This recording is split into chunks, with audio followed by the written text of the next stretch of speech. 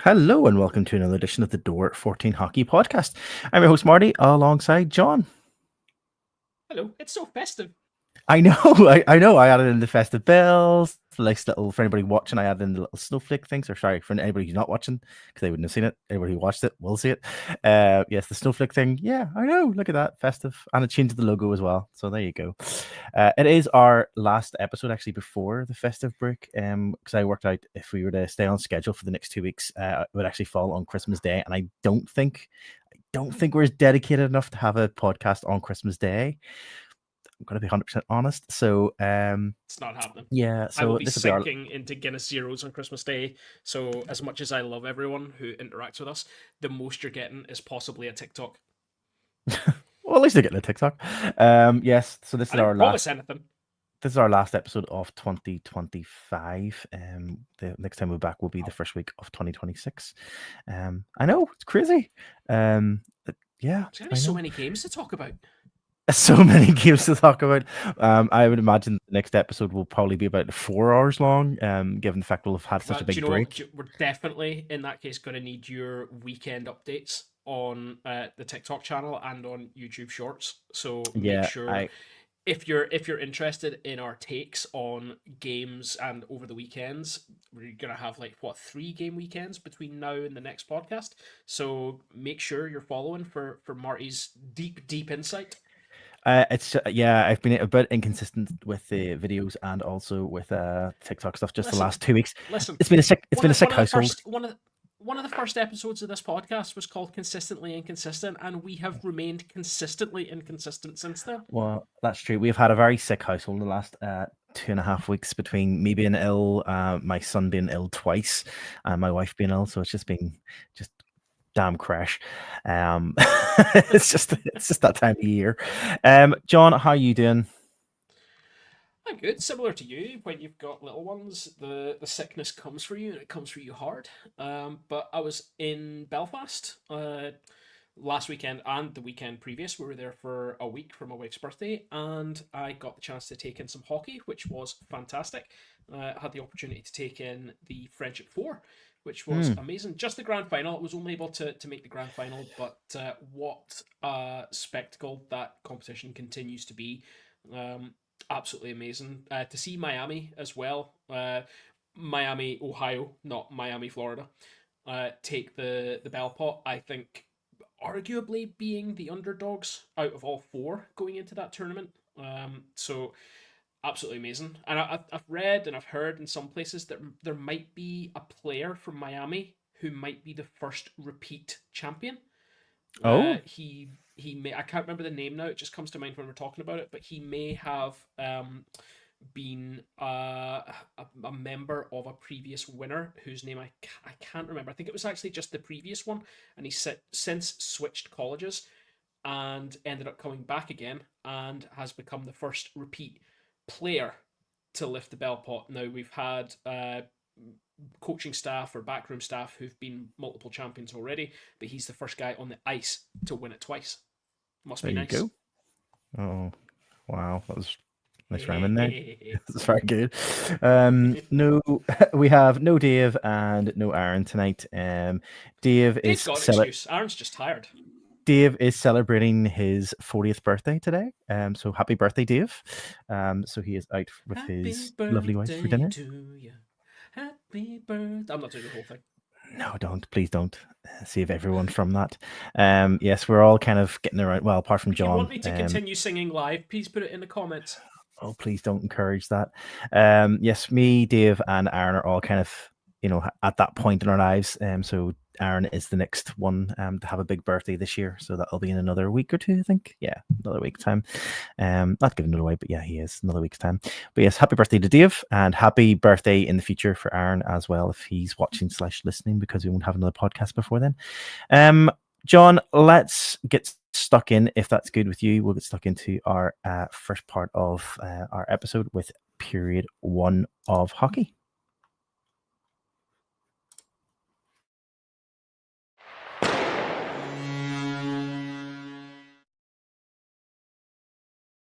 Okay, period 1 is a roundup of news from a round. Oh no.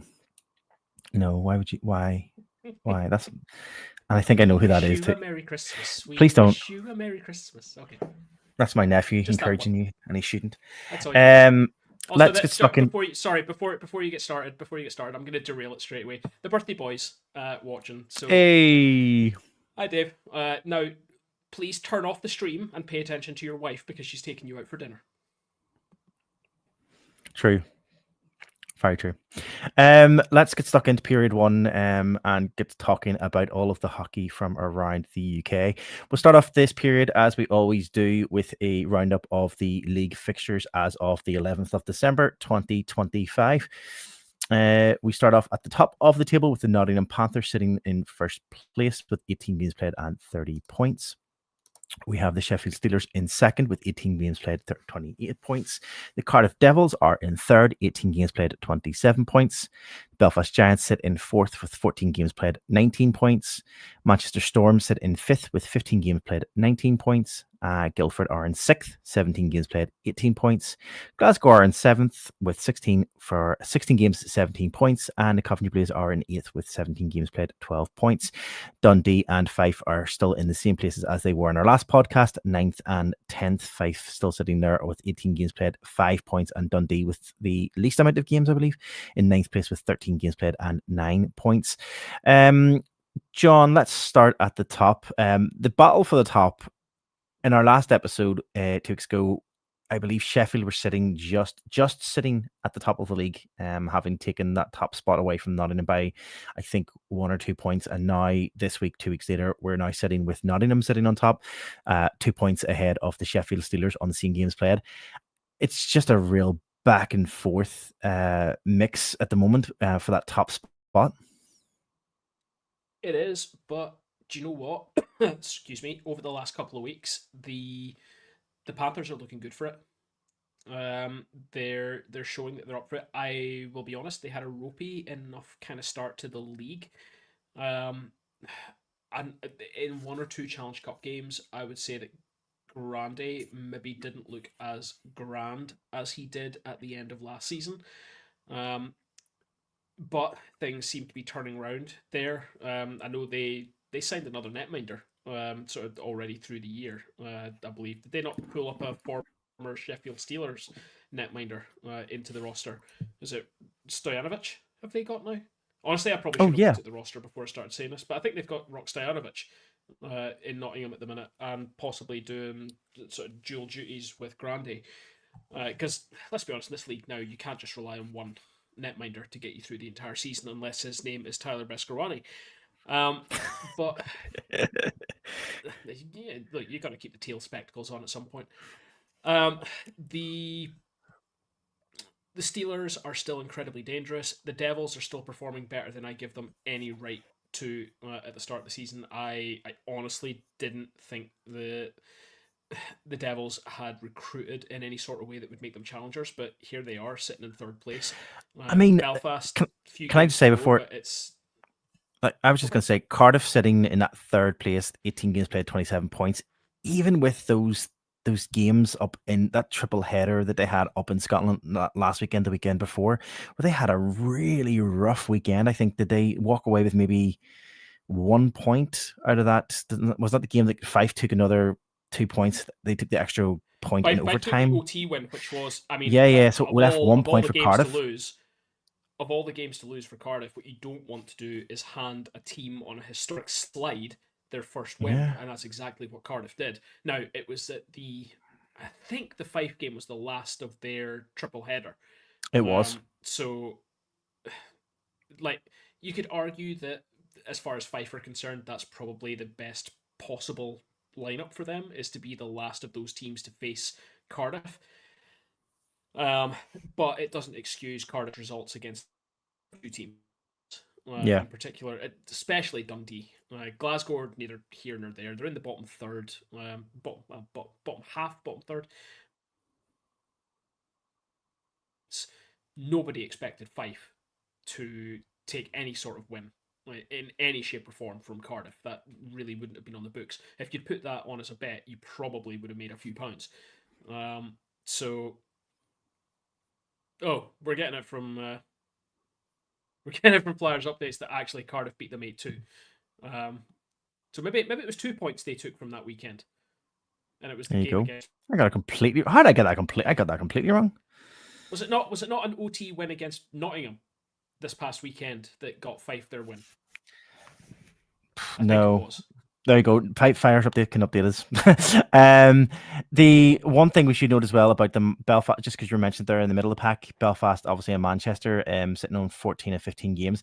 Belfast and Manchester were supposed to That's the most Belfast I think I've sounded on this. I've sounded on this podcast in a long time.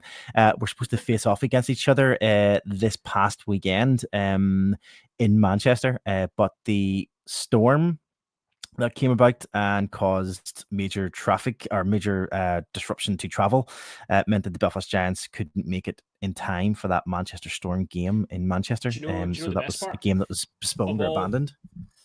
of the sort of 2 weekends with high winds and everything? It was the unnamed storm.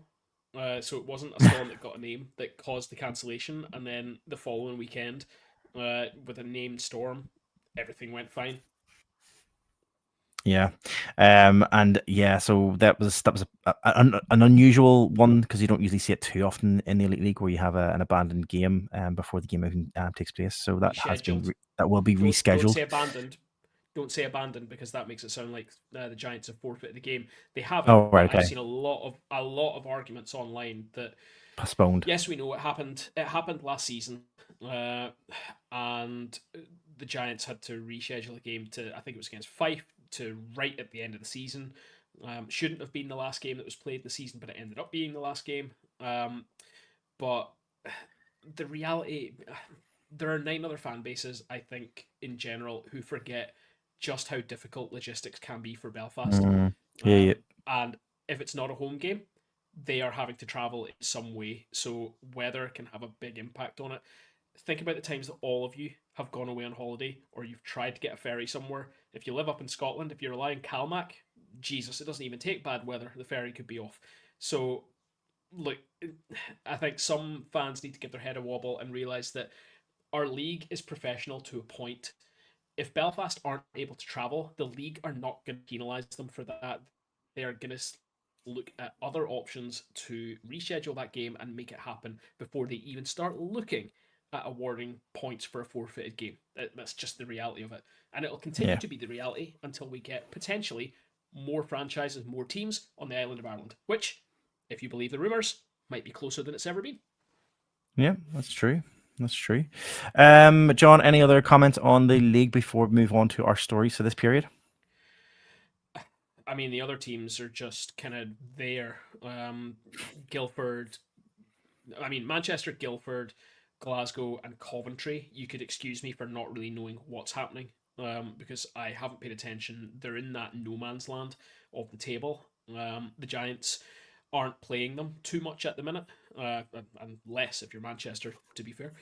Um, and the bottom two remain the bottom two, which is Mm-hmm. really, really disappointing, given the gap that there already is there. And listen, we're going to talk about everything that's happening in Fife this week, and you can't imagine things are going to get much better there. No.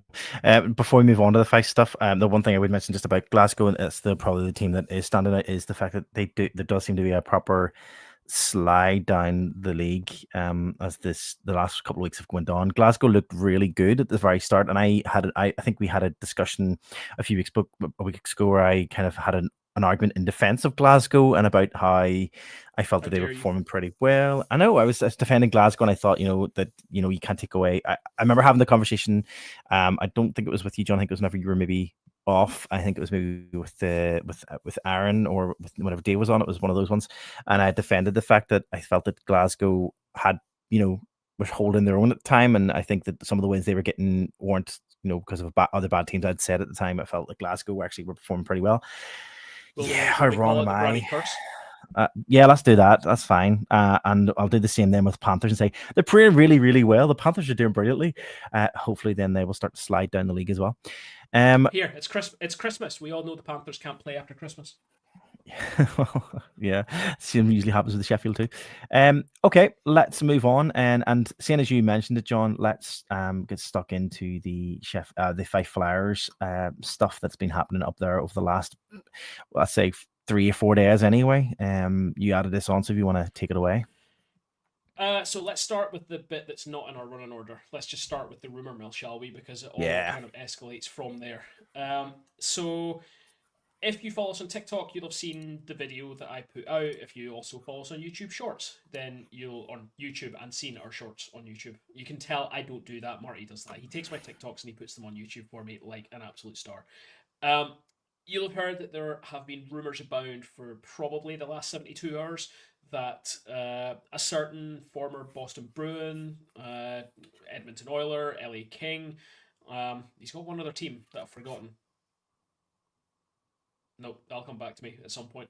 Milan Lucic looks like he is leaving the sunny climes of the US and is heading over to the UK. That's the incredibly strong rumour. The even stronger rumour is that he's heading to Scotland. And clearly, by now, unless you've been living under a rock, you will know that the strongest link with the team right now is with Fife. Now, I'm led to believe that in Fife he has a known relationship with Garrett Hunt, the current captain of the Fife Flyers, and himself a known personality within the Elite League now. And no stranger to this podcast as well, because we've talked about and at length about his style of play, and me in particular. I don't see him as captain material, but we're not talking about that right now. So Fife recently have also brought in another former NHLer in the form of David Booth, who comes with it's fair to say, a little bit of history if you search for him online. But so does Milan Lucic. So a lot has been made over sort of the first 48 hours of that rumour going round, with a lot of people being particularly unhappy given Milan's history with domestic violence and domestic abuse, and the potential signing with the Fife Flyers and within the Elite League. Um, Now, one thing just to point out so that we don't end up potentially slandering or libeling ourselves here with this is that Milan has been cleared of any wrongdoing legally. The charges were dropped and there was never any conviction. So, leave that to one side. There is the discussion online. Then it gets to, was it last night? This morning? I've Hmm. forgotten which. Last night. Last night. Uh, Mm-hmm.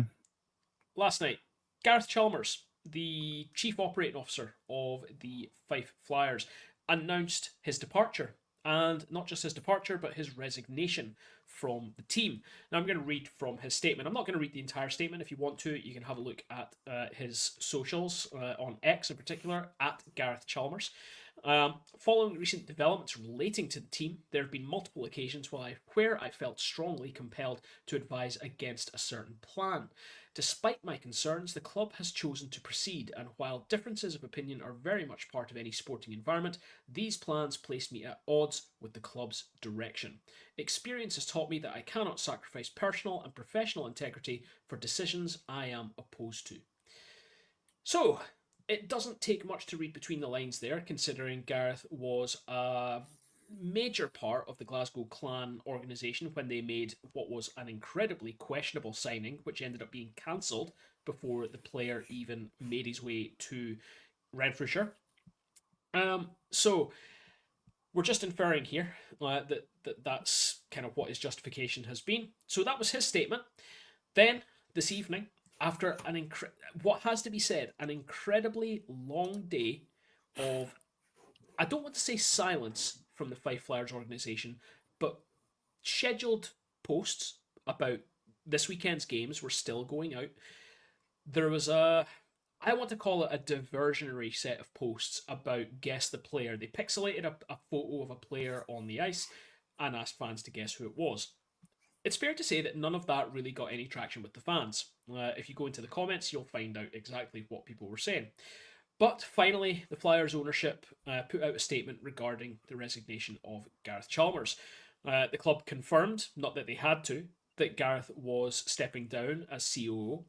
They said that they were grateful to Gareth for his time, energy, and commitment he'd shown in helping relaunch and rebuild the club during a vital period.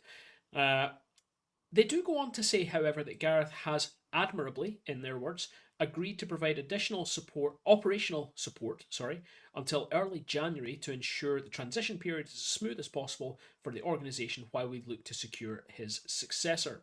Now, the important part of the statement is the final paragraph. We are also aware of recent speculation regarding potential player signings. We remain mindful of the broader responsibilities that come with every decision we make and continue to act in the best interests of the club and its future. Now, Marty, does that statement just essentially confirm that Milan Lucic is signing with the Five Flyers and this is the particular reason for which Gareth Chalmers has walked away from the club? If it's I me, think it's that's exactly what it says. Yeah, I think it's telling. I think that's 100% what we're written to hear. We did think it was going to come out today. Well, I suppose we hoped it was going to come out today. Because obviously podcast content, we wanted it today. But It's not. yeah, It's I, not I only that. The pressure on the club to either confirm or deny this rumor is immense from people who are yeah, positive about the potential and people who are negative about the potential. They just want something confirmed one way or the other. Now, the interesting part to point out is that Milan Lucic follows just over 100 accounts on his X profile. Three of those are linked inextricably, with Fife, the Fife Flyers organization, the Kirkcaldy Ice Rink, and there's another one. I can't remember what it is. But anyway, so that's adding fuel to the fire, if you like, around it all. Now, one interesting point, I did some reading around some of the news that was breaking around Gareth Chalmers' statement from last night, and Alan Crowe of the Fife Free Press made a very, very good point. Sorry, Flyers Update, that's the other one. He follows the EIHL. The the news story from Alan Crowe points out that if Gareth Chalmers had just completely walked away from the Flyers, which now it seems he has not, who is running the club? Because Gareth is the only in person representative of the ownership in Scotland. Not just in Fife, in Scotland. Max Berbraer lives down south. I believe he lives in Cardiff. The other two owners live in North America and have effectively, they own the club, they take part in conversations, but they're not there day to day. So if Gareth had just walked away, Jamie Russell, as head coach, is left holding all the babies with all of the frozen bathwater in that rink. Now, based on the statement, it appears that Gareth is going to stay around to help with the transition to a new chief operating officer, or at least a new manager of the organisation. These are incredibly worrying times. I can't believe I'm saying it, but this organisation is currently in a worse position than it was at the end of last season because of this. yeah. I think there's a lot of hopeful. I think actually I'll steal from the, Gareth's statement. He had said that there was a lot of enthusiasm and hope going into this season, and some of that has waned away over the last few weeks, given everything that the decisions that are being made. And I think that, to some respects, is probably quite true. I think a mix of poor performances over the last few weeks, and having several statements coming out from the Fife Flyer ownership to kind of say, let's steady things. Let's remember this is early days. We've got time yet. Obviously this is our first year under no ownership. Blah blah blah. When you have all of that, and then now you have this just as another thing that's built up on top of what's going on up there. I mean, it's going to be tough to ride this wave too. And as you said, John, you've already said it. This is going to be this already, and you can see this. This is from the comments even on our TikTok video, on your TikTok video that you put on our channel. I mean, you could see how the response was so split from people who were responding to this decision. If this decision comes to fruition, which we believe will happen, I mean, it's going to be a hard wave to ride, definitely, for the Five Flyers this time around, with this decision that they've made. Listen, unless he comes in and scores 60 goals and the Flyers make playoffs and somehow win it, there have been a number of questionable um, moments now for the Flyers, and we're not even halfway through the season. They're already out of the Challenge Cup, which was the competition I thought they had to really concentrate on. Playoffs are looking like a really hard uh, grasp at right now, and I mean the league is gone. So, what does success look like for the first season for new owners? For me, it's trying to keep your fans on side, regardless of where you come. If you come ninth or 10th, you have to be saying, we are building, we are moving towards something. What they're now doing through action and inaction is continuing to alienate fans, not just in Fife, but also across the league. And they're tarring the organisation with a particular brush. Um, Now, I'm not suggesting for a minute that they should turn around and cancel the signing of Milan Lucic. I think they could have gone about it in a better way. Clubs, both in hockey and in other sports, have dealt with the signings of people with histories before and have done it very well. Fife are now displaying a masterclass of how not to do it. If I'm totally honest, this should be studied for other clubs and other sports about how not to go about this. Yeah, I mean, again, the conversation has been online about, you know, a lot of pressure comes in as well that Fife are bringing in a player of this level. And let's not downplay the fact that, like, if when he comes in, when he comes in, shall we say, whatever way it's going to work. I mean, this will. I mean, between him and the last two NHL caliber signings, I mean, you've got nearly around about 2,000 NHL games of experience between them. I mean, that's a significant number of NHL game experience. But what you have to remember is, he's 37 and he's played 9 games, I think, over the last 3 years, since 2023 to 2026 to 2025 to now. He's only played 9 games. He didn't play any games last year, and he's only played 5 games so far this season. I mean, they can't be expecting straight jump in savior of Fife hockey. No, this is But not a player signing of the quality of lockout years, where we've had the no, likes of Paul Bissonnette and others. This isn't even a Kevin Westgarth, and we all know how disappointing Kevin Westgarth was. He came straight from the show. Um, this is not what we're getting with Milan. This is not what the league is getting with Milan Lucic. what they We've are also no had what they NHL players come with baggage and with history. You only have to look at the Belfast Giants signing Theo Fleury. He yeah. came with baggage, but it was handled all that time ago. It was handled so much better. Yeah, and I think what we do have to remember is, while he maybe isn't bringing that level of play in terms of that, but what he is bringing, and which cannot be denied, is a level of a hockey brain that is Mm-hmm. going to be a massive impact for Fife But are the and the Elite are League. the pieces are the pieces in Fife for the hockey head of Milan Lucic to be able to put together into a winning formula?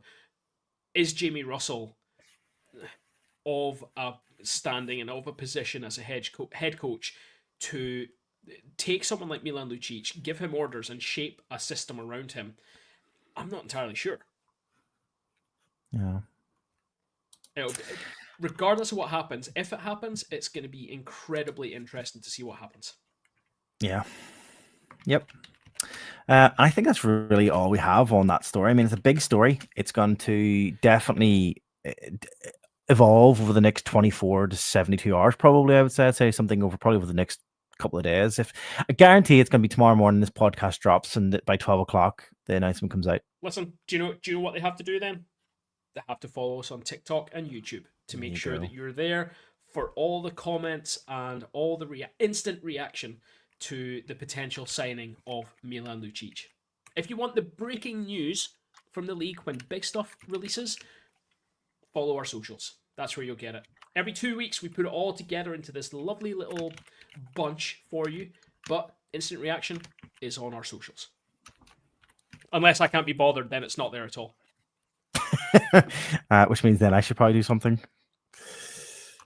Or the other guys. They Oh brought their yeah, mics. yeah, yeah, yeah, yeah. John, do you want to Just move on to your saying. next story? Oh my god, do I have another story? Yeah, you do. Yes, I do. Sorry. So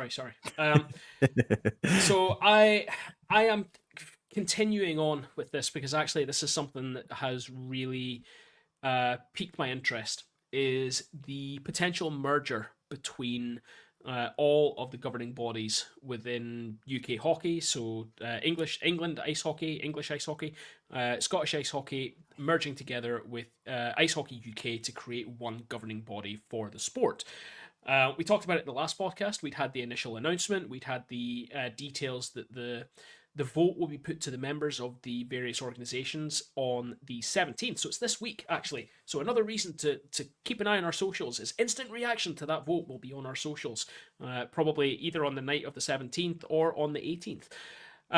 But over the last few days, the Ice Hockey UK organisation has been putting out quite a lot of content, which is clearly pushing the, I don't want to say agenda. Agenda is the wrong word, but the reasons why unification is a positive for the sport. Now, the various CEOs of the two organizations, of the three organizations, sorry, have been out on various podcasts. I mean, where was our invite, guys?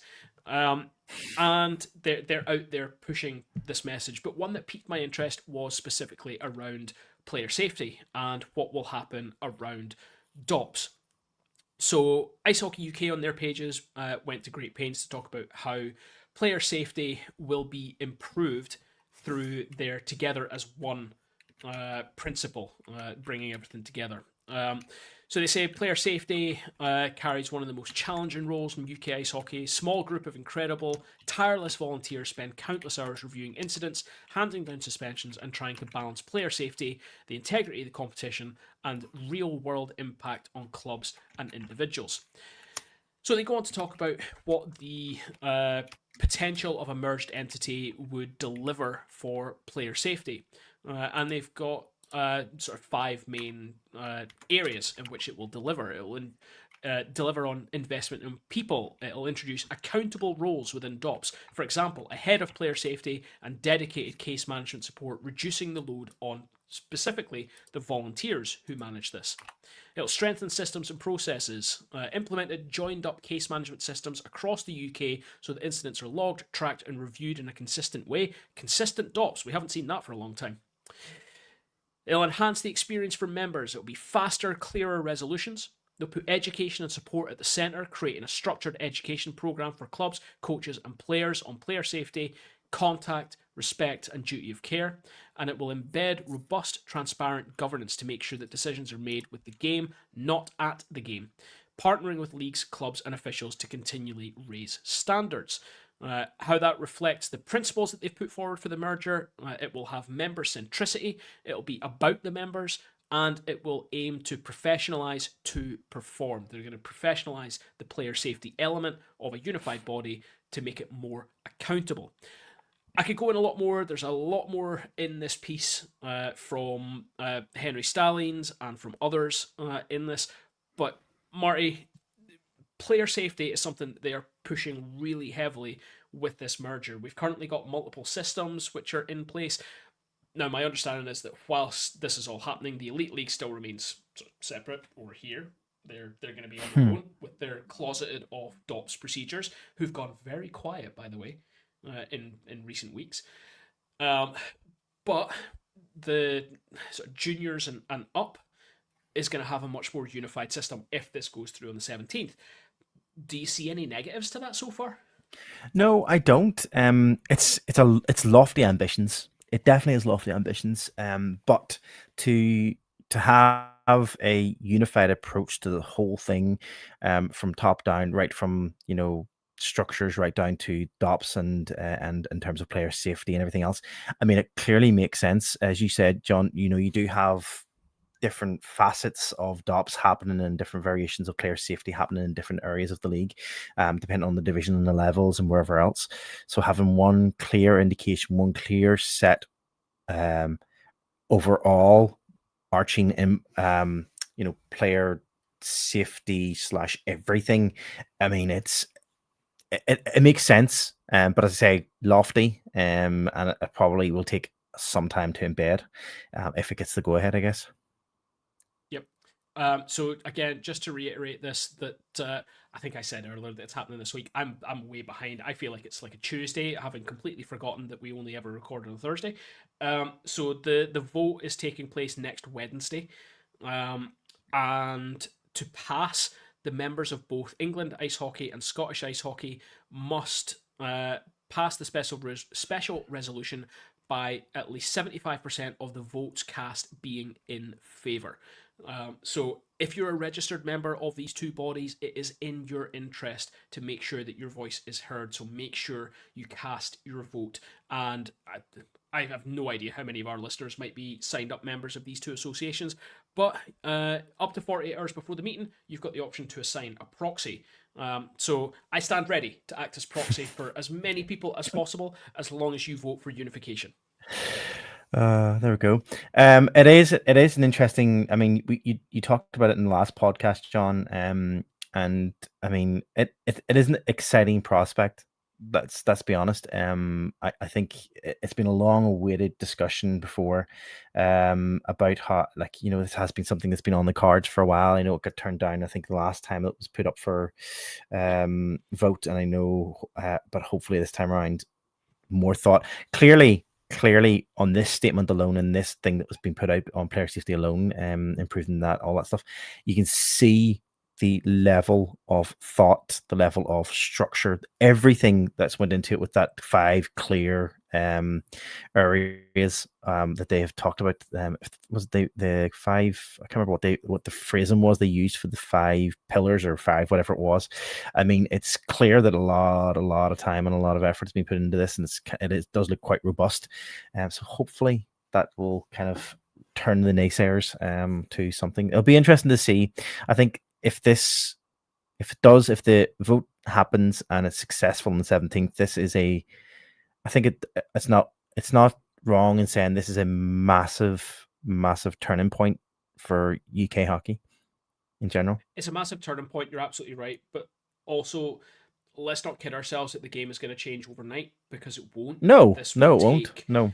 if it goes ahead, this is something that's going to take arguably a decade to start to see results coming through. It's the guys who are currently in, like, they're under 10, that are going to start to show the impact of a unified body.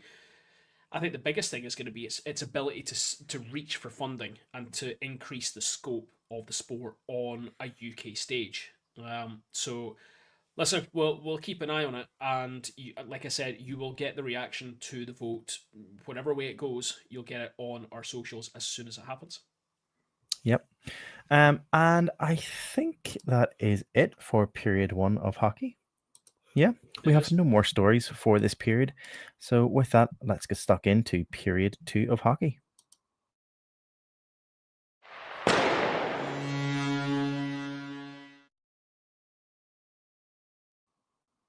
We didn't actually discuss who was doing period 2 of hockey. So, John, I'll jump in if that's okay, and I'll just may as well continue with that.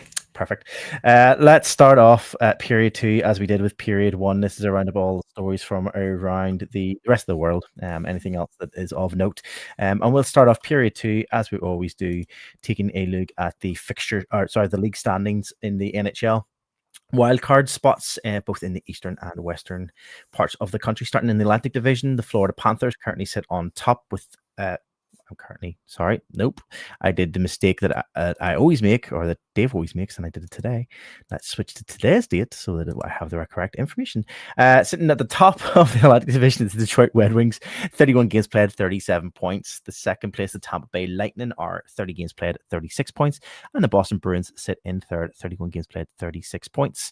In the Metropolitan Division, Washington Capitals sit top with 30 games played, 39 points. The Carolina Hurricanes are in second, 29 games played, 38 points. And the New York Islanders are in third, 31 games played, 37 points. 2 wildcard spots are currently held by Pittsburgh and the Philadelphia Flyers. Across the country in the western side of things, in the Central Division, no change there from our last episode. Colorado Avalanche are sitting top with 30 games played, 49 points. The Dallas Stars are in second with 31 games played, 47 points. And the Minnesota Wild are in third with 30 games played, 37 points.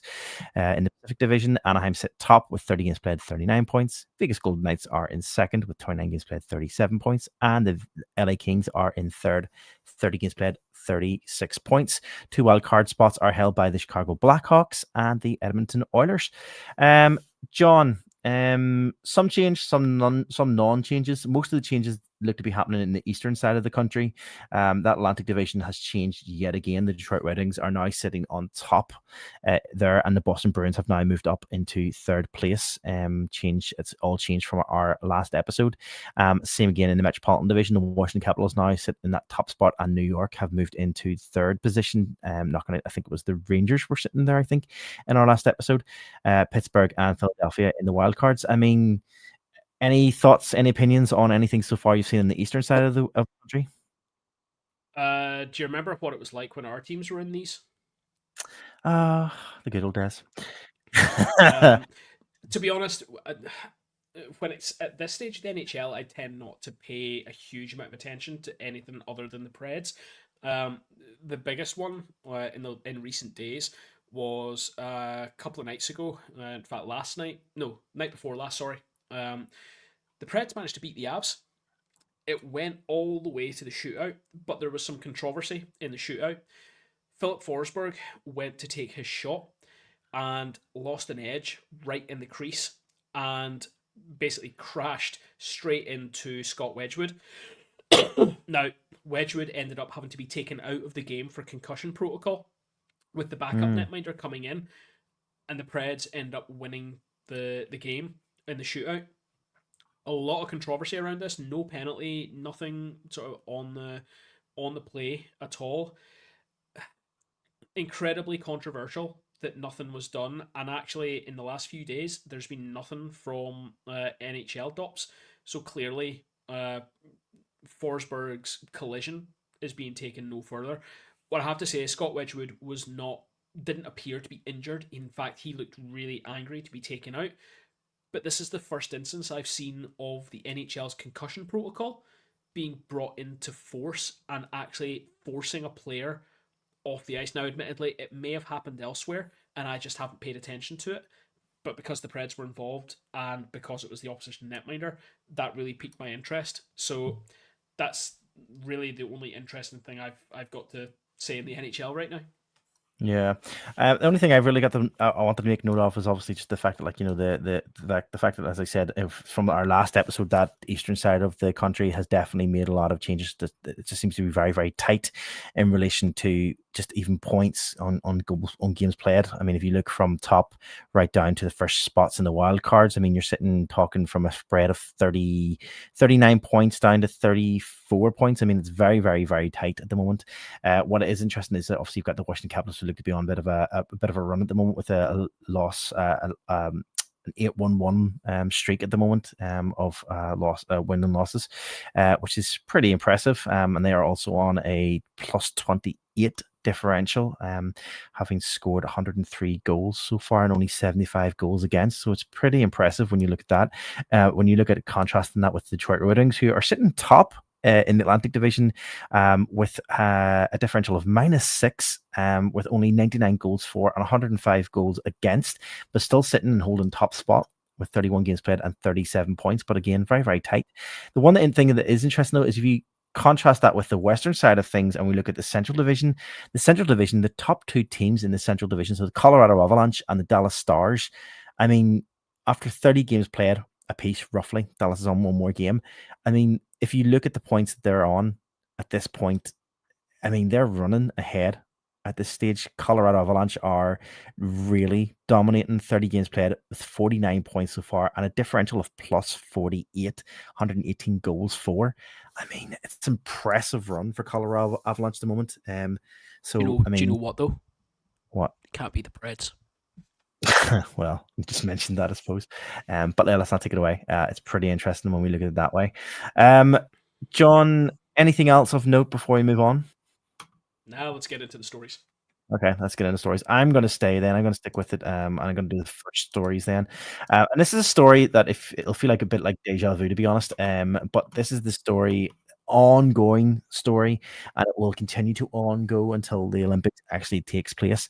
In our last episode and the episode before that, actually, we had talked about the fact that the NHL were concerned about the 2026 Winter Olympics, which is taking place in Italy, about the concern around the quality of the ice not being good enough, and also the fact that the rink was nowhere near completion yet. Worries about whether or not it would be tested for safety and a bunch of other things. In the last 2 weeks since our last podcast, then it also came out that the NHL are cautiously optimistic that issues will be resolved. However, they have said that the biggest stars in the world, if they're still not convinced that there'll be safety there for the Milena Cortina Olympics next year, that the players just won't go. The other issue came up, which I'll go through the actual response from the Olympic Committee as well, because they did put an official statement on this. The NHL were concerned around the size dimensions of the ice rink itself. Concerns around poor planning and incorrect measurements of the ice surface have came up. I was about to say surfaced. That was going to be have come up Yeah. and extra concern. And I think what the Players Association has said this past week is that the concerns are more around the quality of the ice rather than the actual size of the ice. Use that whatever way you will. Put that pun in there if you want to. I'm not sure that's true. So everything that I'm reading just now is suggesting that because of the shortened pad, the biggest concern that they have is that the play is going to be disturbed by that because they're going to have to make Well, adjustments to the neutral zone to make the neutral zone smaller, which means breakout plays have a higher risk of being offside. So well, that's Bill that's what they're expecting. Bill Daly, who is the deputy commissioner for the Players Association, came out this past Saturday and said that if the ice is unplayable, the ice is unplayable. I don't want to flip about. We probably will know that in advance of the official start of the games. What you do at the point becomes a different issue. He then went on to say that this is his statement that he put out on Saturday. The rink in Milan, approved by the International Ice Hockey Federation, is shorter than the minimum requirements in the NHL, leading to concerns. However, the NHL Players Association has made a statement to say we are that basically we're not worried around the quality. We're more worried about the quality of our ice rather than the size of the ice. We can adjust to the size. We have offered, and they'll utilize our ice experts and technicians and outside providers. We're basically moving everybody there to try to help get this done in a way that's acceptable for NHL athletes, and I'm cautiously optimistic it will be fruitful. Now, the Olympic Committee also then put out a statement on around the same time, so they put it out also this past weekend following the comments that were made, and their statement is as follows. The IIHF confirmed that the ice surfaces for the Milano Cortina 2026 Olympic Winter Games measures at exactly 60.0 meters by 26.0 meters, approximately 196.85 feet by 85.3 feet. While these dimensions differ slightly from a typical NHL rink, they are consistent with IIHF regulation, match rink size used in Beijing 2022 Olympic Winter Games, and are fully consistent with the dimensions that the NHL requires as part of its Global Series Games Arenas specifications when they're setting out looking for arenas to play in. The IIHF, the Organization Committee, the NHL, NHLPA, IOC, and the relevant venue authorities agree that the difference in rink specifications are insignificant and should not impact either the safety or quality of gameplay. We look forward to welcoming the world's best players for a best on best competition at the games. So they've put out that statement to kind of say, you're talking at your bum, that this is the arena size. This has always been the arena size, and you agreed this, and you knew this was going to be it because That's this is what you look for. that's fine for them to say that, but here's my issue.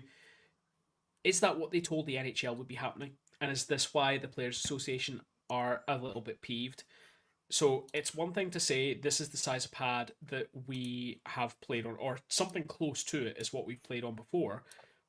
We all know how squirrely the NHL gets around the Olympics. So, Hmm. sorry, I've got hair on my tongue, which is really doing my head in. Is this where the issue has come from? Is the Players Association and the NHL were told one thing? We're told this will be you'll be playing on an NHL standard rink, or you'll be playing on an Olympic size pad. And neither of those things has happened, and they've gone to this somewhere in the middle size pad. That seems to be it. Let alone the fact that the venue seems to be in absolute shambles right now.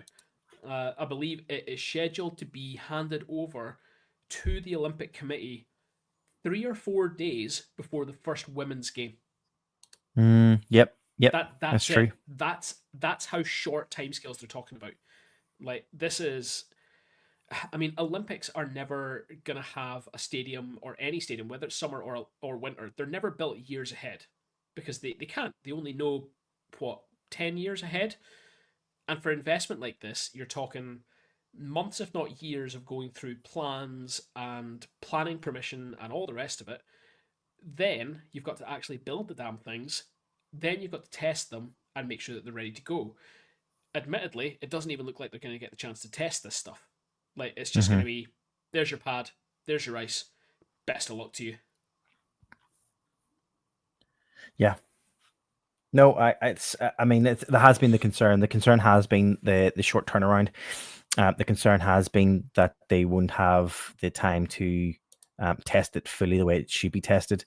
And yeah, I think that's definitely the thing that is most concerning, is the fact that they wanted to have more, I suppose, assurances that there'll be robust testing done, and it doesn't look like that's possibly going to be the case.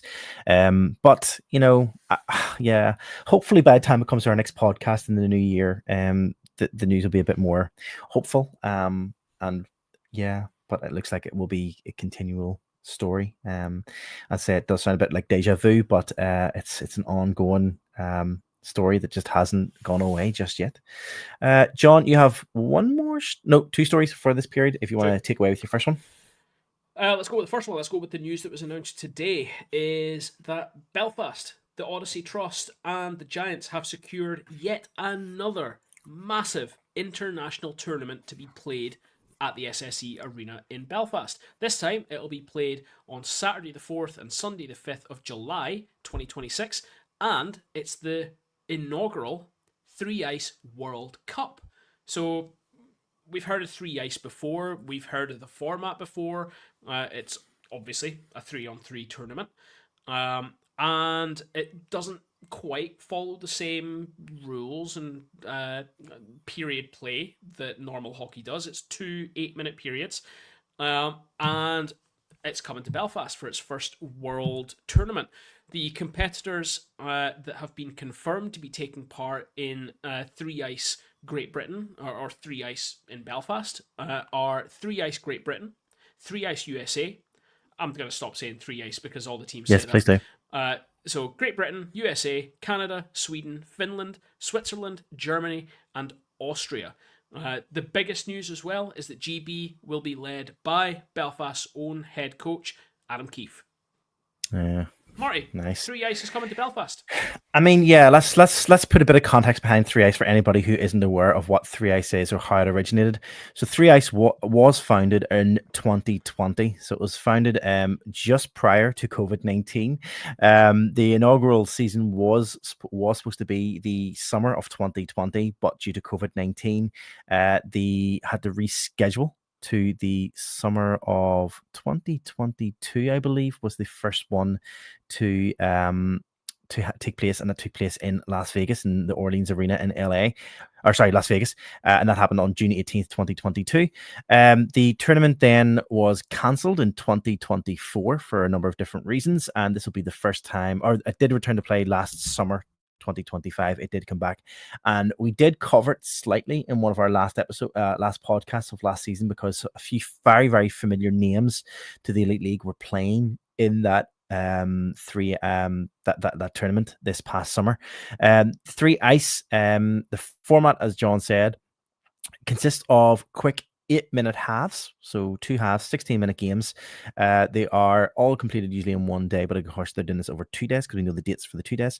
The clock stops only for penalties and for injuries. And unlike normal overtime, where penalties create 4-on-3 power plays, penalties in 3 ice lead directly to penalty shots. They're known as jailbreak penalty shots, where other players can race behind the shooter after he touches the puck. So intentional icing is a penalty. Goalies can play the puck anywhere they want as they have a larger crease, and face-offs are limited to the start of halves. Goalies begin with the puck after stoppages, and the puck remains in play after hitting the netting, similar to things like basketball half-court rules and that sort of thing. So there is a few things and a few changes to get your head around, but I'm sure we will go into a bit more detail on that when we get closer to that tournament taking place in July.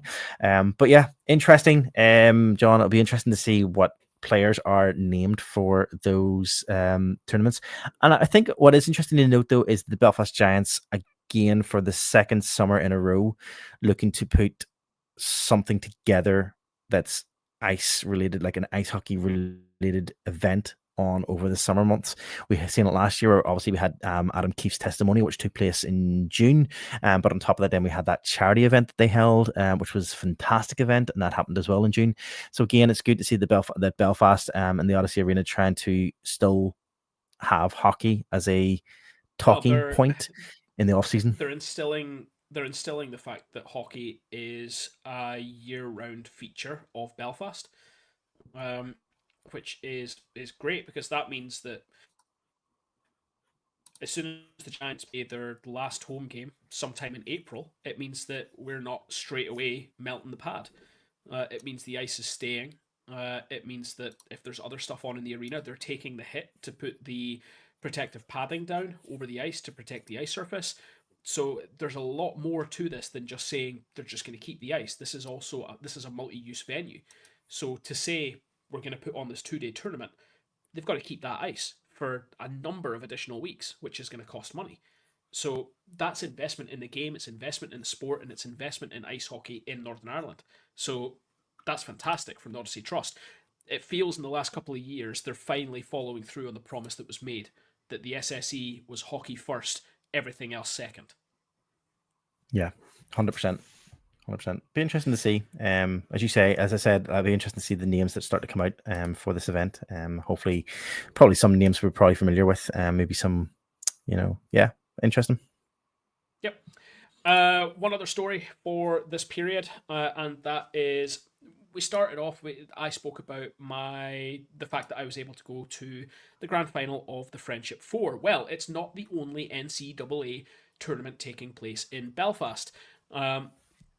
January the 2nd and January the 3rd, we're going to have the return of the Friendship Series, but in a new format. It's now going to follow the format of the Friendship 4. So, rather than 2 teams playing 2 games across 2 days, we've got 4 teams playing 4 games across those 2 days.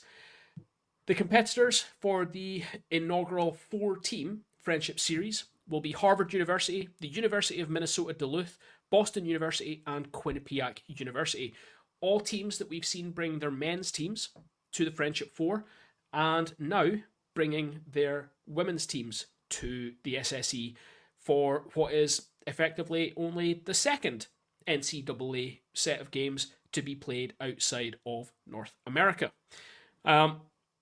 The breakdown of the first day of games on Friday the 2nd is Harvard University will take on the University of Minnesota Duluth at 3 p.m. Boston University will take on Quinnipiac University, who I really, really hope bring their band again, because that was brilliant when they did that the first time they came. They'll face off at 7 p.m. The losers of those 2 games will go on to the third place game, which will take place on Saturday at 3 p.m, and the championship game will take place on the Saturday at 7 p.m, with the winner being crowned following that. Marty, my question to you, once again, is the Friendship Series being somewhat left in the shadow of the Friendship 4, even by the hosts? Yeah, I think so. It frustrates me. I just feel like this doesn't get the same level of push. It doesn't get the same level of support or promotion as the men's game, which is very disappointing. I just feel like it doesn't. You see, for the Friendship 4, we see billboards around Belfast. We see multiple Not outlets just in promoting it. Belfast. Not Okay, well, not yeah, just in not just in Belfast. So Belfast. I Okay, said to you the guys, Stena. I That's was right. sitting I was sitting in the Stena terminal in Cairnryan, waiting to get my boat over on the Friday. So bear in mind the games are currently happening while I'm sat at the ferry terminal, and massive board. If you've ever been to Cairnryan, in front of the rows where you line up, massive banner, digital board showing you that the Friendship 4 was on. Inside the waiting area in the terminal, digital boards all through the waiting area showing the Friendship 4 and the Belfast Giants. Absolutely nothing about the Friendship series. Now, No. don't get me wrong, I'm not getting another ferry in the next little while. Maybe there will be something, but I find it incredibly hard to believe.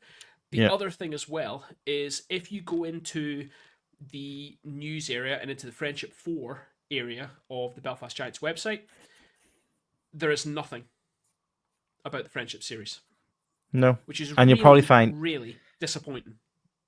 you probably find that if you look at the Belfast Giants stuff as well, they'll have promoted on their socials. Even you'll have seen stuff that for the men's game being promoted.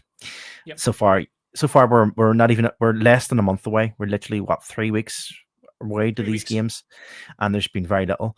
Now, for anybody who hasn't got tickets, the tickets are still, to be honest, you're getting 4 games for a full week. If you go for the full weekend, you'll have 4 games over the course of the full weekend, both Friday and Saturday. The tickets for the full weekend of games is £9. If you do 1 day pass, the 1 day pass is £4. Now, that's not including the fees, obviously the Ticketmaster admin fees and all that kind of stuff. But I mean, these tickets are steal. And the last games that were held here, I went to the last few tournaments that have been here, the 2 game tournaments, the 2 team tournaments, and they've been great. I mean, the games are fantastic. And yeah, it's just a pity that they're not as well attended as they should be and not promoted as well as they should be. But if you have got time to spend, if you've got time over the festive break, because this is still in within the festive break, the 2nd and 3rd of January, definitely get yourselves down to the arena. Yep. So you want to talk about how much they've been promoted? The last news story on the Giants Friendship 4 area of the website was July the 31st to tell you that tickets were on sale. That's it. Yeah. We've had no profiles of the teams. We've had nothing. Now, if I'm the Giants, if I'm the media team, see, as soon as the Friendship 4's done, I'm pushing the Friendship series. Yeah. Like, what? I cannot understand the lack of press coverage that they give the Friendship series. To me, it makes absolutely no sense. And to me, as I'm the only one in the group who's the father to a little girl, if I was in Belfast, these are the games that I'd be going to. These are the games that I'd be taking my daughter to show her you can do what the guys can do. She's starting to get into ice hockey. She loves coming down to a couple of games with me. These are games that I absolutely would be taking her to. And it's really sad and disappointing that they don't push them a little bit more.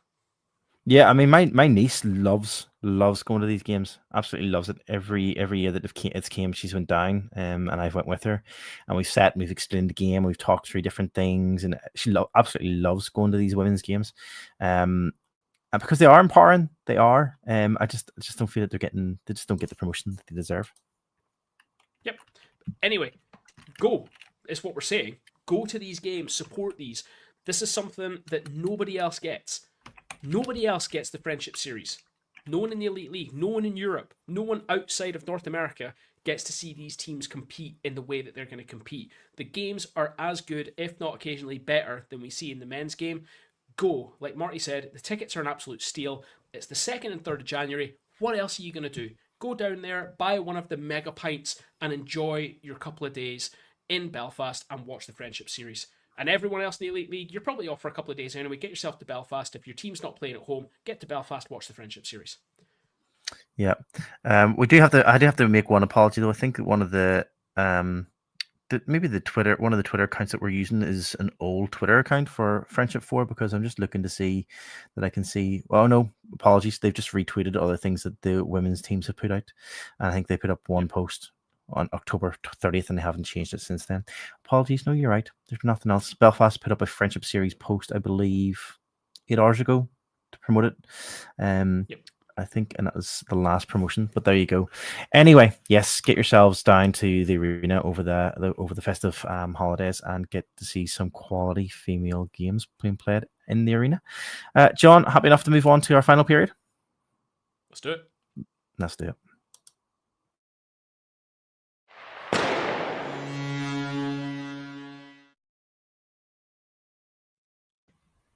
Period 3 is our general knocky news. Are you going to say it? I did say it. I said it exactly the same time as you said it. All right, okay. I just didn't hear it, or you froze on my side. So either way, it's Knocky News. You've heard it for the third time, for the first time ever. Knocky News is for anything and everything else in the world of hockey that doesn't fit neatly into period 1 or period 2, or generally we just want to spread the joy across an extra period, because unless it's a 3-ice competition, hockey takes place over 3 periods. Marty, I'm going to come to you first, because you have got the breakdown of what's happening across the festive scope of the Elite League. Yeah, we don't have many stories for this. I think majority of this period is going to be taken up with some our usual go-to jerseys, because I know we've got a few jerseys to look at, both festive and a few others. So before we get that, I just wanted to make a quick note just of this coming weekend in the Elite League.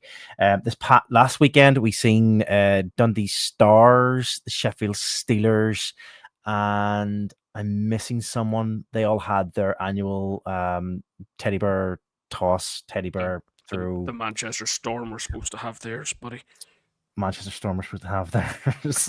that's exactly what it was. They're supposed to have theirs, and it was cancelled.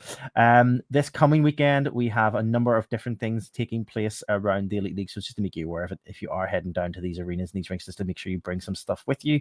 The Belfast Giants will be holding their teddy bear toss at this coming weekend, as well as a charity run of their Join Cash for Kids, encouraging people to bring down toys for different age groups, and those Cash for Kids, those toys can be donated in at the underground floor between door 1, just as you enter the arena through the main door. So you can leave off your toys there for the Cash for Kids appeal. The teddy bear toss, I think, is on Friday night's game, the 12th. So that'll be Friday night's game, and it'll just be bring along your soft toys as usual, thrown to the ice when the first goal is scored, making sure you put them in bags, blah blah blah blah. You know the score. But at this point, if you don't in a bag, wear labels on, brand new.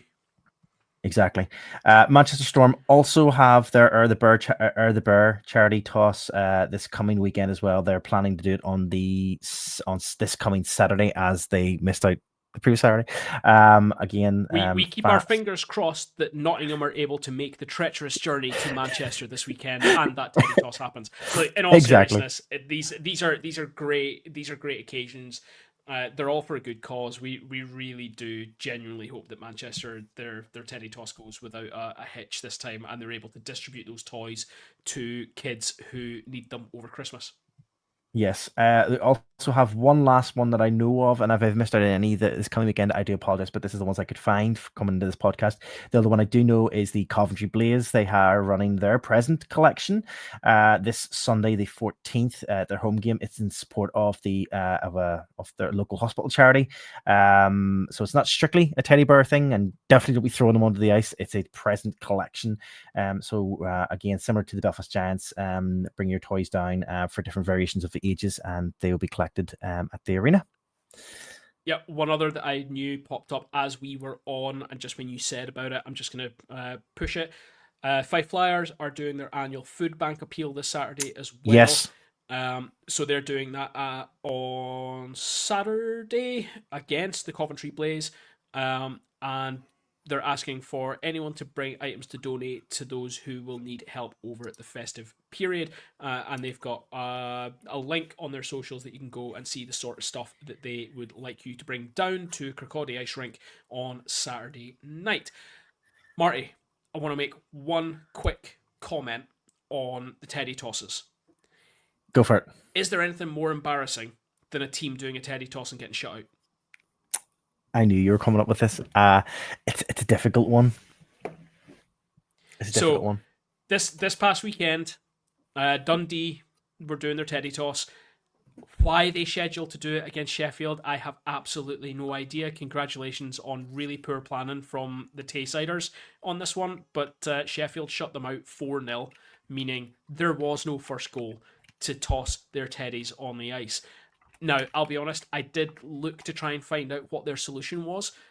Generally speaking, what we've seen in other places is that an arbitrary time is announced in a game. The next stoppage in play is toss your teddy, or they might say end of the game, toss your teddies onto the ice so that they don't have a prolonged stoppage for absolutely no reason. Um, yeah, getting shut out on teddy toss night, that's a sad state of affairs. It really is. It's always a difficult one because then the question comes in: what do you do in terms of like what is the plan? You know, some teams do it in the period break, second period break, where they will throw the teddy bears. At that point, some teams will choose to do it post whistle. Some teams do it in the dying few Mm. minutes of the game. Um, it really just depends. It doesn't happen. Thankfully, it doesn't happen too often, but there Yeah, has been so hurry moments where you've had to wait right towards the end of the game before that goal is scored. what about what about the time in Belfast when it was a tight scoreline? I think it was only like 2-0 or something, and I've got it in my head that the Giants actually came back to win that game either in OT or the shutout, but the team had no confidence. Or sorry, the organization had no confidence that the team were going to score in the third period and announced, we want you to toss your teddies at the next break and play. And do you remember the reaction from the fans? It's the only time I've taken part in a teddy toss to the ring of boos.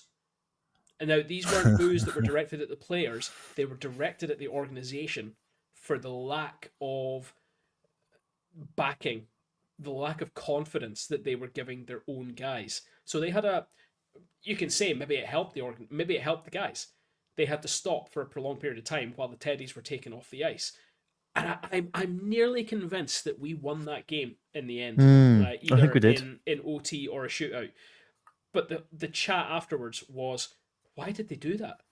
Yeah, Why did they have no confidence in the team to score a goal? But anyway, it's a bit of nuance and a bit of fun that comes with the teddy tosses, and it's always yeah. interesting to The see one. what different teams. Interesting, actually, something that came up on my TikTok was, if you remember, former Belfast Giants Miles Gendron, Mm-hmm. his wife Jackie. He was doing playing in a men's league. He's now playing back in a professional capacity. He signed in October, I think he signed, and she travelled with their little girl to see an away game, which happened to be their teddy toss night. And she talks about her experience of being at various teddy toss games and about what the teams do as a result of potentially no goals and stuff. And it's really Yeah, interesting to see her yeah, yeah. perspective. And I'll tell you what, it's actually really interesting to see the partner's perspective on sort of traveling and being part of the life of a guy who is, I think at this point, Miles Gendron might be considered a journeyman as far as hockey's concerned. I So it mean, is really interesting to see her insight, especially.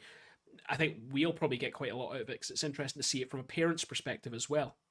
he's 100% jinxed as well because I see he just got injured as well and broke a finger. So Yeah, he not great. broke it, but he's not getting it casted. He's not getting it cast, and he's, Mm. as far as I know, I think he's on like short term IR. Okay. But this is a Well, guy who started the season playing in a men's league, and he signed a yeah, professional true. contract again. So fair play. I think he was working in finance, and then his Yeah. employer was like, "Go play hockey. That's what you love doing. Go play hockey. The job will be here when you come back."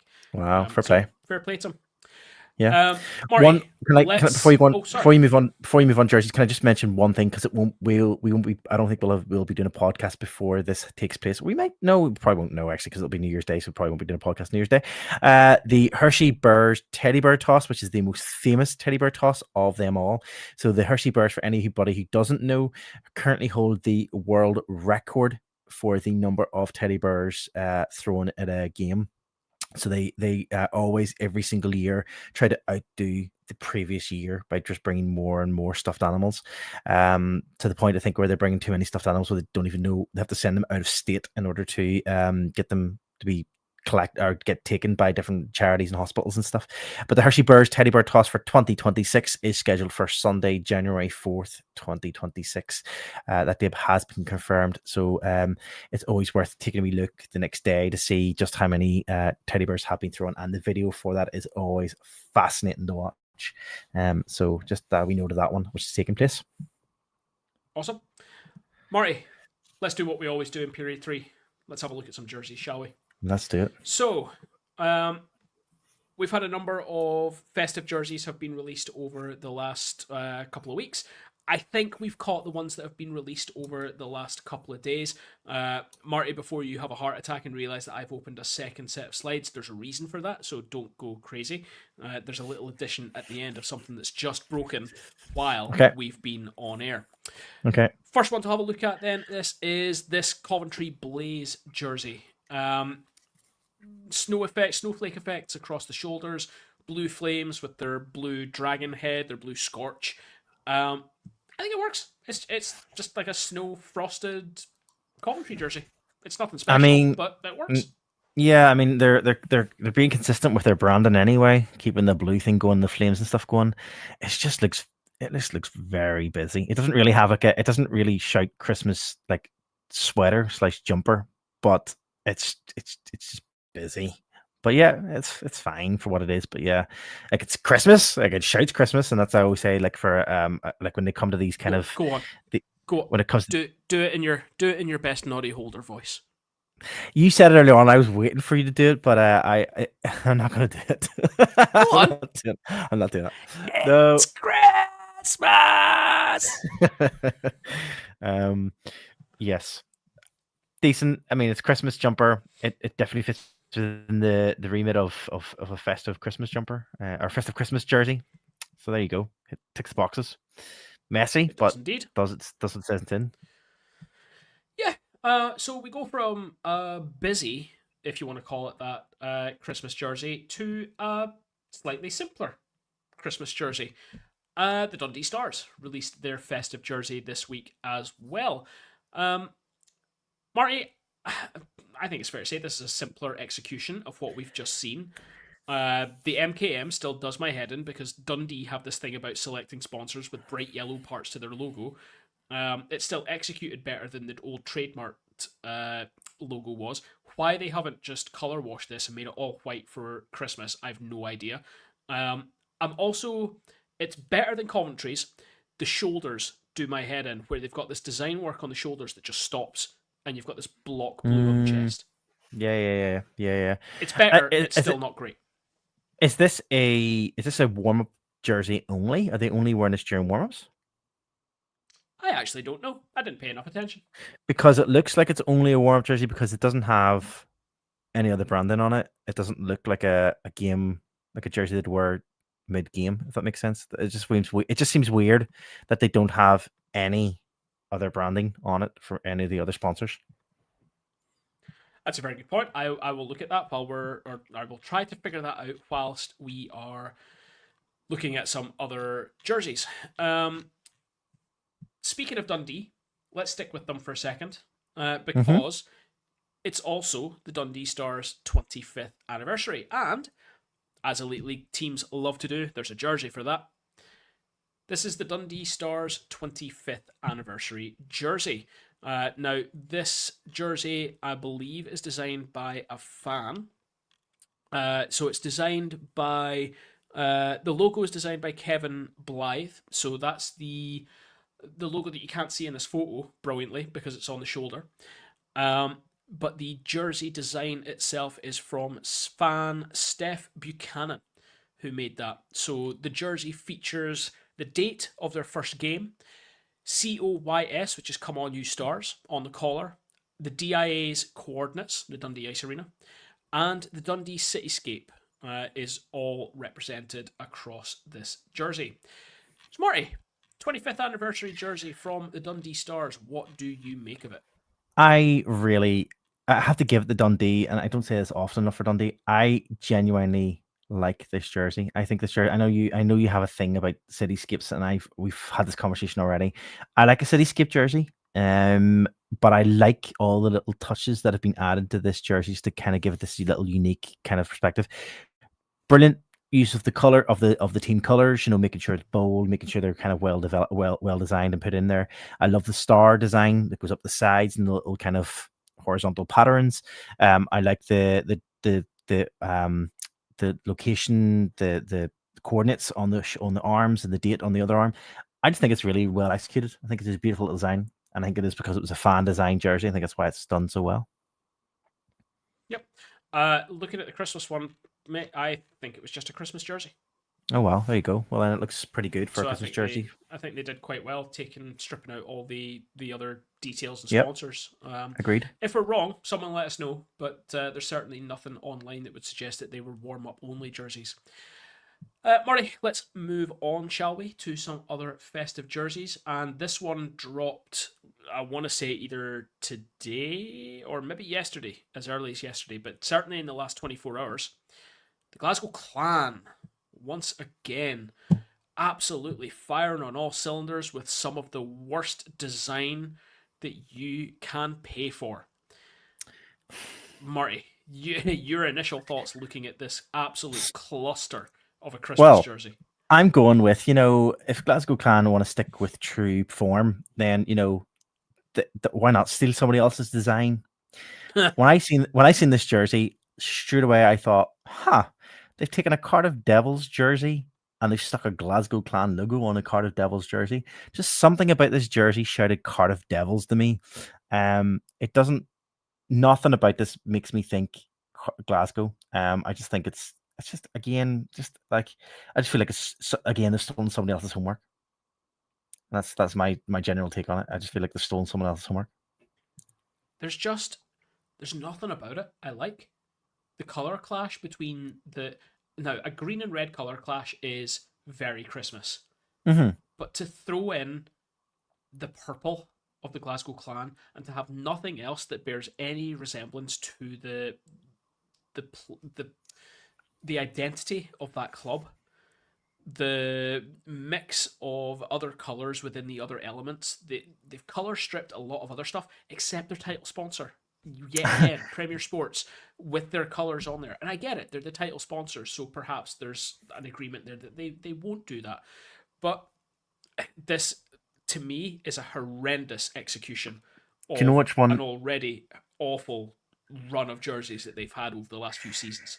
Do you know which one makes me want to cry? And hopefully this is not. Hopefully it's just because it's been poorly placed on You the don't like actual that image that we're vortex. You seeing. don't like the balloons, do you? Crossing the line. Oh yeah, yes, it really upsets me. Yeah, I I get don't why know they why do it's it. done that. I get why designers do that is to break the plane and to give it depth and stuff. But when it's executed like this, it's just No, poor. It doesn't look it looks crap. 3D. It's just flat on flat, and yeah, it's It's crap.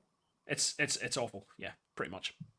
Let's move on to slightly better execution of Christmas jerseys, mate. Sheffield Steel Dogs. I am putting it out there. The Sheffield Steel Dogs have got some of the best jerseys this season, hands down. The regular season jerseys are really well put together, far better than the Sheffield Steelers. Some of their one-off jerseys have been fantastic this season. This is absolutely no different. This is fantastic. I love it. It does everything right. The sponsors are a single block color. They fade away into the jersey. The logo's big, so it hits that for me that I think the logo should be the biggest thing on the jersey, and it's unmistakably Christmassy. Yeah, I mean this jersey is fantastic. I love this jersey. My favorite bit around this jersey is the little subtle gold, like what look like braces that are coming down from the top down to where the belt is, and it's made up of the little like dog bones and dog balls and little paws as well. If you look Mm-hmm. into it, there, it's just brilliantly executed. It's done so well, and I agree with you, John. The having the block green, darker green logos for the sponsors just sets this off. It doesn't make it, it doesn't take away from what this jersey should be. I love it. I think it's brilliant. It's done so well.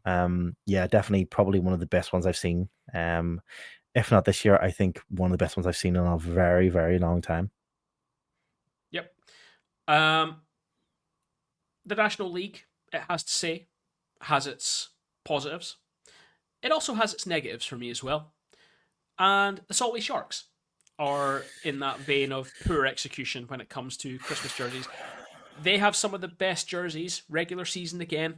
When you look at them, this one looks like they raided clip art for all it was worth. They've done a Glasgow on this, and given they're so close and their ties with Glasgow, it feels like the same person might have been responsible for this jersey. This is a travesty of a jersey. This is awful. It's an eyesore. This should not exist. It's genuinely awful. I don't know what else to say about it. It's yeah, it's Take them out travesty. and burn them. Take them out and No, burn this. awful. The only thing you should do is get warmth from this by burning it on your fire on Christmas Eve. I like the numbers. And the font of the sharks on the back. If I'm being positive, if I have put something positive about them, that's probably it. Nice. We're going to move swiftly on from that one. Marty, you put this one in, and I haven't seen this, so I'm going to let you talk it through. Yeah, this is the Latvia jerseys for the Milano Cortina 2026 Olympic Games.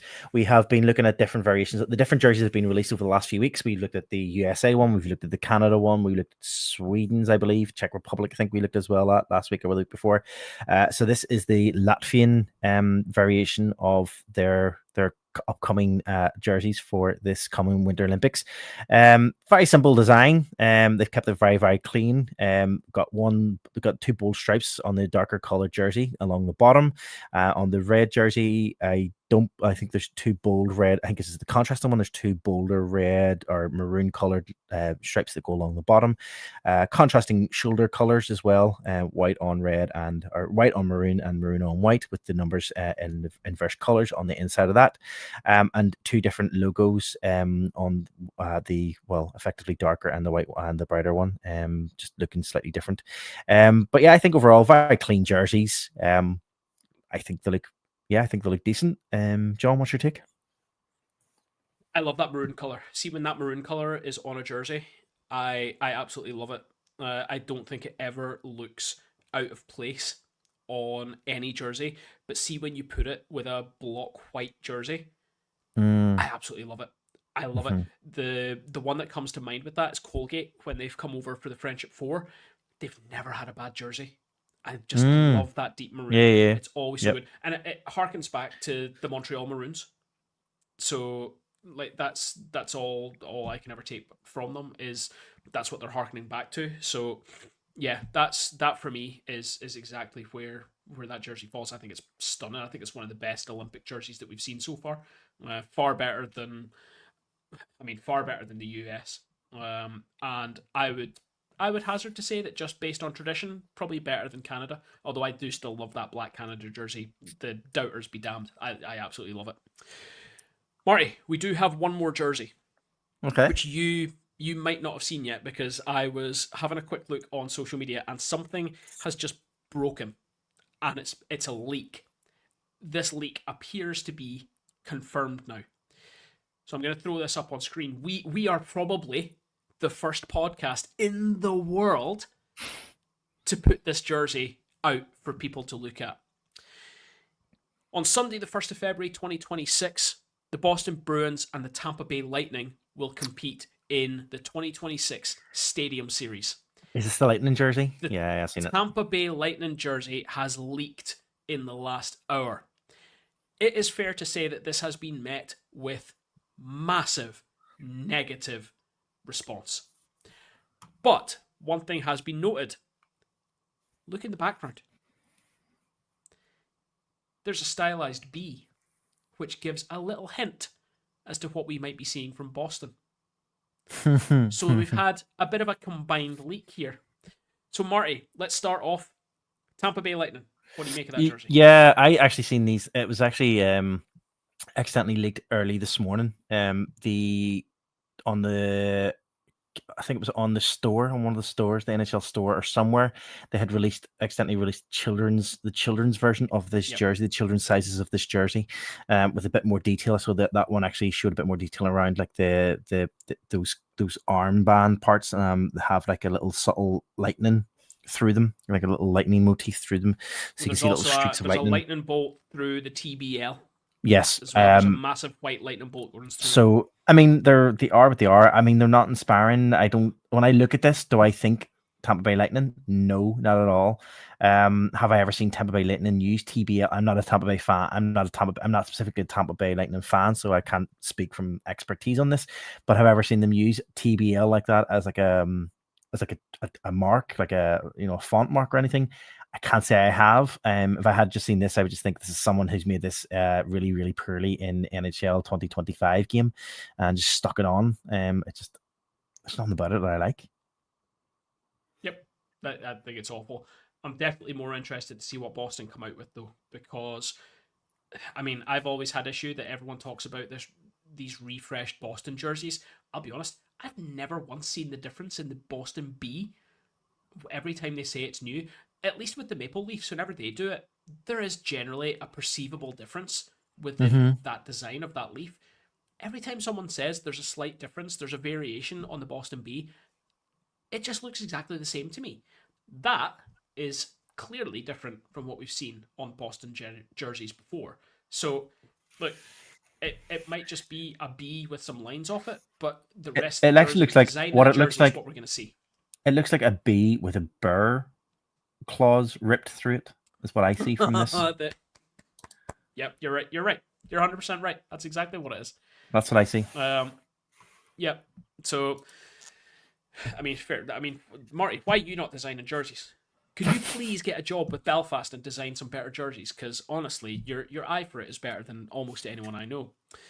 Marty, that's it. That's the jerseys. That's our last jersey that we're going to look at over 2025. And What a that's year it's been that's to look at jerseys. I know. And we will be back in 2026 with more. I'm pretty sure because we'll have variations. We'll have different games coming up in 2026. We have retro games. We have Pride Weekend. We have loads coming up. So we'll be seeing those coming up into our next episode. A few jerseys, I think we talked about maybe last. I know there's another jersey, the Heritage jersey, which I think I forgot to add in as well. I think Sheffield had a classic winter classic jersey that they put out for their Yep. Boxing Day game. But I think we talked I about feel that like before. we covered that because that's been out. Possibly. That's been out Possibly. in the universe for a Um, long time. But yes, that is the last of our jerseys for this episode, but that's also the last story for this episode. We always sign off this episode as we normally do. We want to just thank everyone for their continued support, for the podcast, for everything that we've been doing, for all of our media content that we started doing this year, both here on YouTube, or I say here on YouTube because people are that's kind of where we end up. Yeah, on YouTube, on our TikTok account, wherever that is. We just want to thank everyone for who's taken the time to comment, to like, to reach out to us, to send us messages, both positive and also negative comments. They still boost our viewership. So we do think that we know we're not perfect. We get things wrong. We maybe make the odd mistake. We put in an image that shouldn't be in there. One image out of 200 images. How dare you? How dare I? But thank you so much for listen, the continued. It could be worse. You could have predicted who the second round opponents were going to be in a Challenge Cup and got it completely wrong. Yeah, well, at least you didn't go as badly as doing a video on TikTok and used the match reports from the same date the year prior, and then did it as a report, and then realized, oops, I used last year's reports rather than this year's reports. Anyway, But you know what? Somebody might have been catching up. There's that guy who's trying to watch Coronation Street right from the start. He might be catching up on last year's games. You never know. But anyway, thank you so much for everybody who has taken time to basically interact with us this past year. We'll continue trying to do some content moving into next year, and hopefully that continues and your support continues with that. So we do thank you. As usual, if you want to see this episode and the previous episodes, you can check out our website door14hockey.com. We've put the QR code up in the corner for anybody who's watching or anybody who's watching the back. It's up in the corner.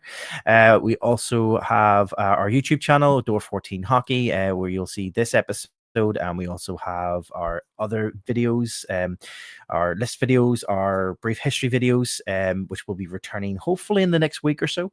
And we'll continue into the new year. So get over and check those out. Again, QR code has changed and it's up in the top corner. And last but not least, as we've mentioned already, you can follow us on our socials. We're on all of the usual socials, Facebook, Instagram, X, TikTok, all at Door 14 Hockey. So go over, check those out, follow, like all those different bits and pieces that you do on all those different platforms. I should have mentioned when I put up the Door 14 YouTube one, don't forget to hit the subscribe button and the bell or whatever it is over in the corner here to get alerted whenever we go live. But also for other videos which will be coming up in the future. With that, we have and of course we are a podcast first and foremost, so it is worth to mention. Please don't forget to like and leave us a review on your podcast provider of choice, whatever that might be. It does help us in the long run, and it helps please the almighty algorithm. So don't forget to do that for us as well. With that, it is just time for us to sign off for this week. I'm Marty. I'm John, and we'll see you in 2026 when Milan Lucic is either a player for the Flyers or he isn't. Have a great Christmas.